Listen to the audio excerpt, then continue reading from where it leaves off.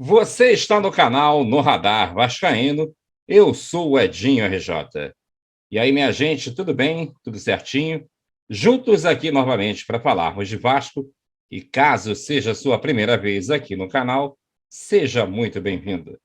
Comenta, compartilha, deixe seu like, se inscreva e ative o sininho para receber todas as notificações.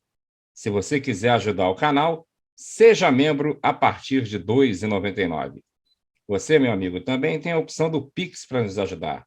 No Radar Vascaíno, @gmail.com. No Radar Vascaíno, @gmail.com. E aproveita e segue também a gente nas redes sociais. Instagram, @no Radar Vascaíno. E no Twitter, @radar_vascaíno. Bem, com o empate do Grêmio ontem, jogando lá contra o Ituano conseguiu empatar a partida já nos acréscimos, o Vasco finalmente, com a vitória de domingo por 1-0 em cima do Bahia, enfim, conseguiu ingressar no G4 após 44 rodadas jogando na Série P. Meu amigo, por mais que o Nenê diga que não, mas você tem que somar tudo. O Vasco disputou a Série B ano passado inteira, 38 rodadas, e em nenhuma delas efetivamente entrou no G4. Chegou até a dormir, como a gente dormiu de domingo para ontem, no G4, mas dependia sempre de um joguinho, e esses joguinhos, quando aconteciam, tiravam o Vasco da quarta colocação ou entre os quatro do G4. Agora não. O Grêmio ontem empatou, ficou em sexto lugar no campeonato, e aí agora tem Cruzeiro como líder, depois vem o Bahia, aliás, vem o Sport, em terceiro vem o Bahia, em quarto o Vasco, fechando o G4, e na quinta colocação tem o Novo Horizontino, para depois vir o Grêmio. As próximas partidas do Vasco serão de fundamental importância para que o time, de repente, possa realmente dar uma guinada aí para o acesso. A lógica é que ainda falta muito campeonato, mas a pontuação é sempre importante. Por isso que a gente fala que, independente de como o Vasco jogou, o importante é o resultado. Lógico que a gente gostaria muito de ver o Vasco se exibindo bem, mostrando um time com desenvoltura, mostrando um time que fizesse valer a pena a sua força, principalmente a força da torcida em São Januário, que, né, tomasse as iniciativas, mas infelizmente não é isso que a gente vê.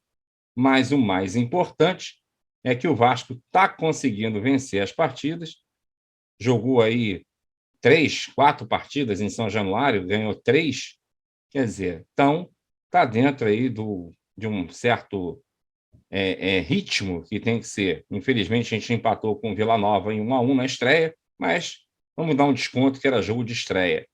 A próxima partida do Vasco será nesta quinta-feira, jogando na Arena Amazônia, mando de campo do Guarani, mas com certeza a torcida é toda vascaína. Já tem mais de 30 mil ingressos vendidos, expectativa aí de 40 a 50 mil pessoas para assistir esse jogo.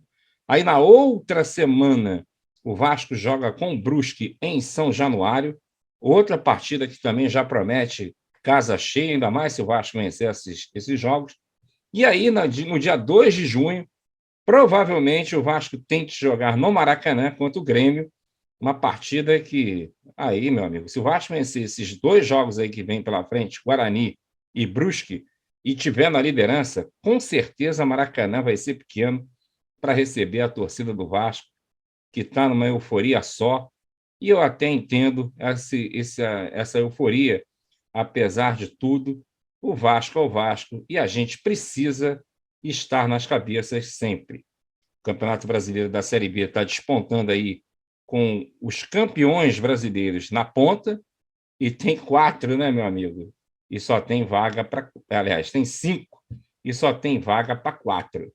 A gente espera que uma delas seja do Vasco, e ainda tem mais. As partidas do primeiro turno do Vasco contra os chamados clubes grandes serão todas em São Januário. O Vasco já jogou com o Bahia, vai jogar com o Grêmio, Depois, mais à frente, vai jogar com o Cruzeiro e também, lá para o final do primeiro turno, joga com o Sport em São Januário. Ou seja, temos que pontuar bastante, porque no segundo turno a tabela se inverte e aí a situação a gente sabe como é que fica. Ainda mais que no segundo turno é que tudo começa a ficar definido, né? Você tem a posição do descenso, você tem a posição do acesso, você tem a posição daquela turma que pode chegar e às vezes não chega. Enfim, o segundo turno é muito mais difícil do que o primeiro turno. Por isso, a importância do Vasco pontuar e pontuar bem, para que ele possa criar até uma certa gordura para se classificar. Lembrando que na última vez que o Vasco passou pela Série B e subiu, o Vasco tinha aberto uma gordura boa no primeiro turno e no segundo turno começou a perder ponto, tanto que a gente só confirmou o acesso na última partida, jogando no Maracanã contra o Ceará, e jogo que o Vasco virou para 2-1, com 2 gols do nosso falecido Thales, Deus o tenha, que meteu aqueles 2 gols no Maracanã, levando a galera à loucura. Portanto, próxima partida, Vasco e Guarani, Guarani e Vasco, quinta-feira, e vamos contar com você. Pré-jogo, intervalo e pós-jogo, tudo juntinho, e a gente vai acompanhar de pertinho isso aí. Concorda? Comenta aí o que você acha dessa fase aí que o Vasco agora está no G4, se você acredita que a gente vai permanecer aí durante um bom tempo. Bom, um outro assunto que eu gostaria de mencionar aqui foi ontem a live que eu fiz com o Euriquinho.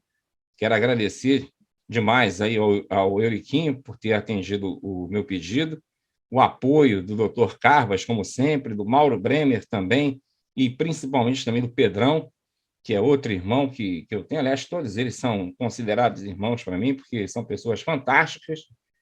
E a gente fez uma live aí, olha, para lá de esclarecedora. Se você ainda não acompanhou, acompanhe aí a live com o grande benemérito Euriquinho, e ele esclareceu muitas coisas, falou muitas coisas e deixou, confesso, a gente muito preocupado com muitas situações aí que foram questionadas e colocadas por ele.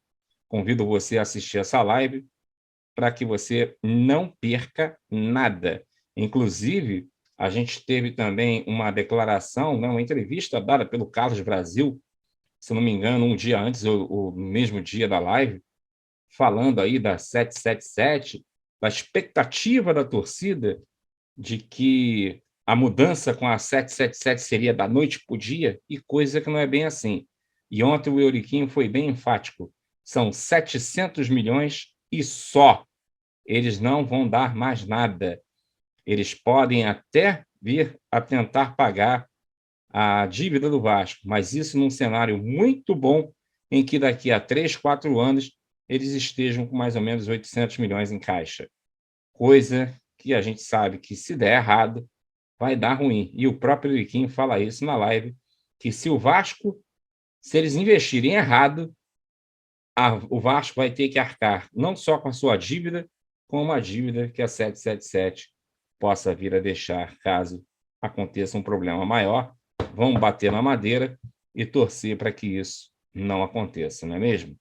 Bem, minha gente, esse era o assunto que eu gostaria de abordar agora, e lembrando que daqui a pouquinho, às 21 horas, a gente está de volta com a nossa live Resenha Vascaína, com meus amigos Marco Antônio, Márcio, o Alex Arguello, o Alexandre, do Bar do Vascaíno, e também o Eduardo, que vai estar com a gente aqui do Opinião Vasco, ele que tem sempre suas opiniões bem avalizadas, e provavelmente vai comentar alguma coisa também do jogo de domingo contra o Bahia, e a gente vai estar aqui conversando com você, tá bom?